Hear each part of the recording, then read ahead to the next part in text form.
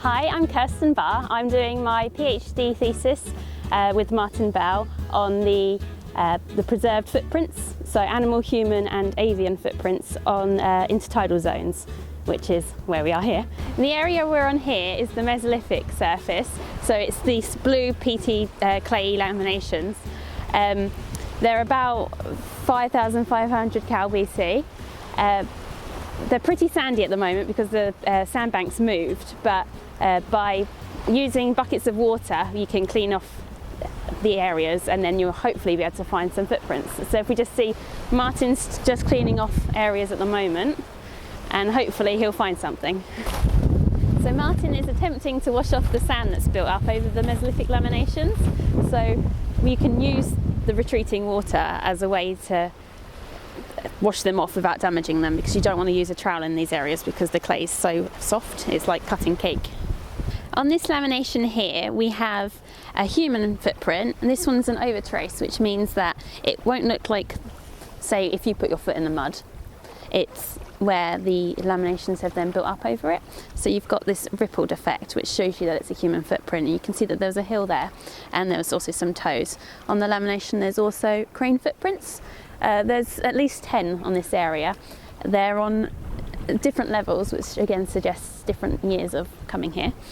So the first thing you want to do when recording a footprint is give it a fine number like you would with anything else in archaeology, and then you want to take a footprint, a picture of the footprint using a scale bar.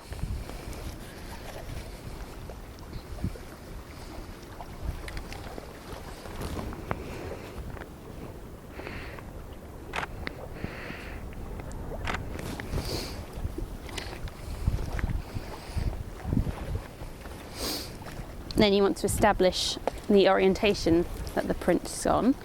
So this can help if you find a variety of prints in a certain area. So this individual is most likely a right footprint heading out towards sea.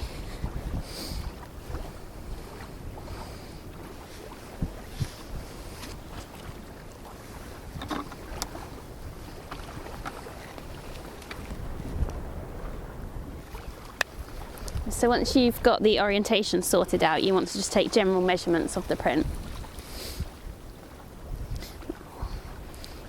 So if you try to do the full length, so the heel to the toe,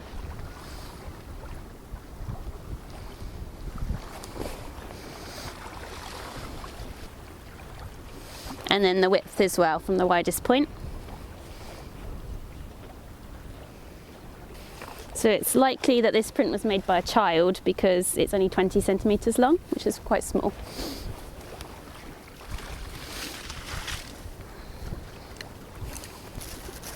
So that's the general recording done, and the next stage is photogrammetry if you have time. So you can print out targets, which should be available on the Citizen website as a link to this.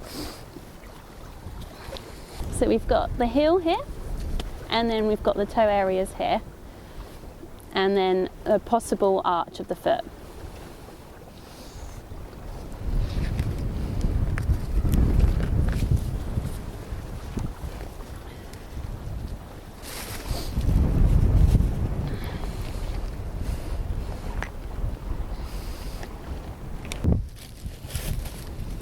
So these are the targets for the photogrammetry, and you simply just want to space them.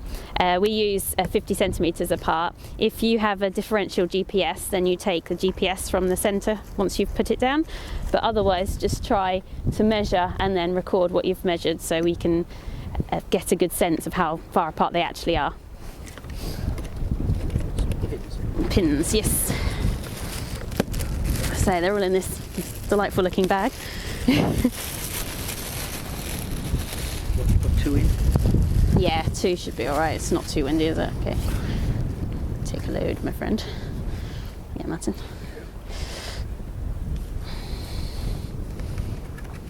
And it's on the inner corner. Yeah.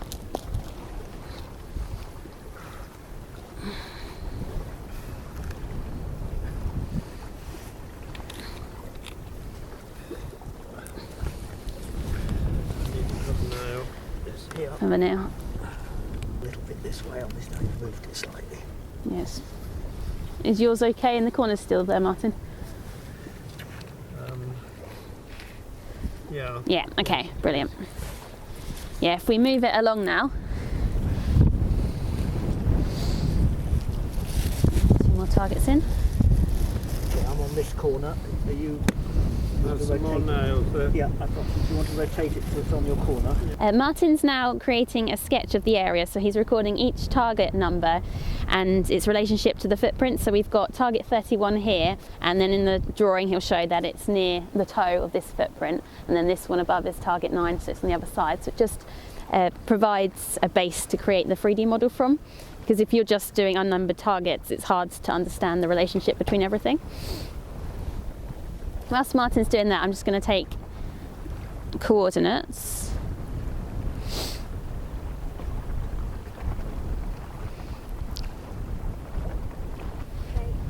So we need to measure the distance between each of the white dots in the centres of the targets, just to make sure we've got an accurate measurement, because although we use the planning grid as an easy guideline, you want it to be as accurate as possible. 52 and a half, I think, yeah. 2.5 centimetres. Yeah. That's 51. 50. 49.8. So the next stage is to record it with photogrammetry. So we use these targets and we take as many photographs as possible from as many different angles. So that could be from above, around the sides, or at a lower angle. And this enables the computer program that we'll use to work out exactly where everything is and put together a nice 3D model for us.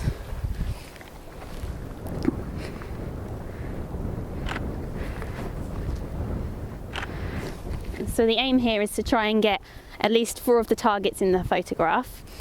If possible, use a DSLR camera, although you can use your camera phone or just a standard compact camera.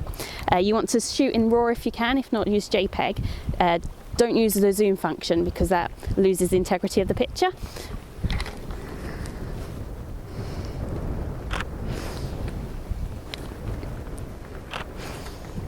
So we finished recording this area now, but we've put the pins in on either side because we'll be returning tomorrow, and hopefully the area will still be exposed. The sand can move and cover places up, but if we've got the pins in, it means that we can use the retreating tide to wash up this area, and then any footprints further up or further down can be seen straight away.